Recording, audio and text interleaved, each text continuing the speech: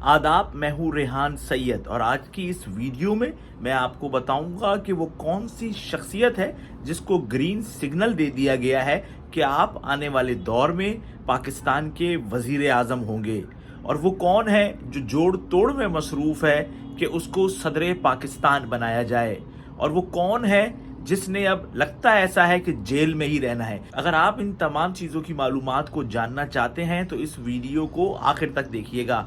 देखिए, पाकिस्तान का जो एक मौजूदा जो सियासी सूरत हाल है वो इतनी दिलचस्प है कि जब से नवाज शरीफ साहब वापस आए हैं तो हम देख रहे हैं कि उनको मुसलसल जो रिलीफ है वो मिले पर मिला जा रहा है। उनकी सबसे पहला जो मसला था वो तो उनकी ज़मानत का था। बहुत सारे कानूनदानों ने ये बात की कि उनकी ज़मानत जो है वो गलत है, लेकिन उनकी ज़मानत हुई और अब उनके जो केसेस हैं वो भी ख़त्म हो रहे हैं और आने वाले दिनों में लगता ये है कि उनके लिए मज़ीद जो सहूलतें हैं वो रियासत की तरफ से फराहम कर दी जाएंगी। हम देख रहे हैं कि नून लीग इस टाइम फुल स्विंग में जो है वो नज़र आ रही है। गो के अंदरूनी तौर पर बहुत ज़्यादा इख्तिलाफात हैं नून लीग के अंदर, क्योंकि मरियम की हमज़ा से नहीं बनती है, हमज़ा की मरियम से नहीं बनती है। और जो नवाज शरीफ साहब का जेस्चर है, उन्होंने अपने भाई को तो ज़रूर आगे रखा कि उनके भाई ने जो है वो 16 माह हुकूमत की है शहबाज शरीफ ने, लेकिन उन्होंने अपनी बेटी को भी पीछे नहीं किया। यानी कि उन्होंने अपनी तौर पे इक्वल रखा है अभी तक दोनों को।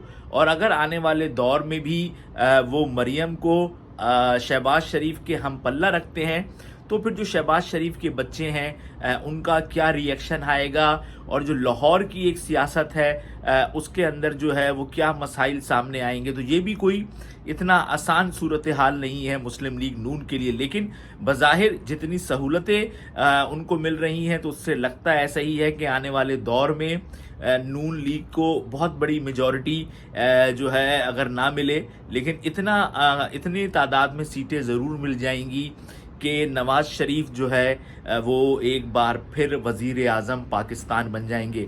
ज़िम्मेदार ज़राए ये बताते हैं कि नवाज शरीफ को फुल सिग्नल जो है वो दे दिए गए थे, इसीलिए नवाज शरीफ जो है वो वापस आए। अगर उनको ज़रा सा भी इस बात का शक होता कि उनको वज़ीर आज़म नहीं बनाया जाएगा तो नवाज शरीफ पाकिस्तान नहीं आते। इस टाइम हम देख रहे हैं कि नवाज शरीफ के हवाले से जो चीज़ें सामने आ रही हैं वो बहुत ज़्यादा दिलचस्प हैं। और इस वक्त जो उनकी साबका इत्तेहादी जमातें हैं जो वे PDM में उनके साथ थीं, जैसे कि पीपल्स पार्टी, उनकी तरफ से बहुत ज़्यादा तनकीद जो है वो की जा रही है कि किस तरीके से इतनी ज़्यादा सहूलतें जो हैं वो उनको दी गई। और खुर्शीद शाह साहब ने तो एक TV प्रोग्राम के अंदर बाकायदा ये बात की कि जो 16 माह पाकिस्तान पीपल्स पार्टी PDM के साथ रही है तो हम उस पर माफ़ी मांगते हैं। गो के नैयर बुखारी साहब ने कहा कि ये उनका ज़ाती बयान है, लेकिन आज कराची के अंदर जो मुस्लिम लीग नून की प्रेस कॉन्फ्रेंस थी उसके अंदर भी एक सहाफ़ी ने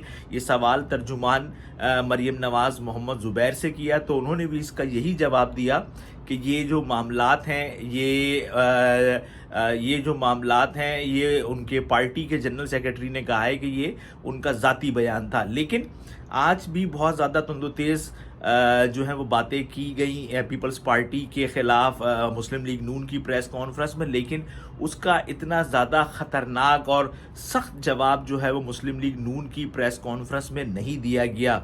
बड़े आराम से ही सवालों का जवाब दिया मोहम्मद ज़ुबैर ने, क्योंकि जो ज़िम्मेदार ज़राए हैं वो ये बताते हैं कि इंटरनली इस वक्त मुस्लिम लीग नून और पीपल्स पार्टी के दरमियान भी जो है वो मामलात चल रहे हैं और गुफ्तगू शनीद चल रही है कि आने वाले दिनों के अंदर क्या फार्मूला जो है वो इख्तियार किया जाए और उस फार्मूले के तहत फिर हुकूमत की जाए। बज़ाहिर तो दोनों इस टाइम आपस में लड़ रहे हैं, ऊपर से बयानबाजियां चल रही हैं, लेकिन इंटरनली ज़राए ये कहते हैं कि दोनों पार्टियों के रहनुमाओं के दरमियान बातचीत जो है वो जारी है और हो सकता है कि आने वाले दिनों में साबिक सदर आसिफ अली जरदारी एक बार फिर सदर पाकिस्तान के मजबूत उम्मीदवार हों। लेकिन ये सब उस वक्त ही मुनस्सिर होगा कि जब पाकिस्तान मुस्लिम लीग नवाज़ और पीपल्स पार्टी के दरमियान एक बेहतर म्यूचुअल अंडरस्टैंडिंग जो है वो सामने आएगी। लेकिन इस टाइम जो दीगर जमातें हैं वो भी बहुत ज़्यादा अहमियत का इख्तियार कर रही हैं।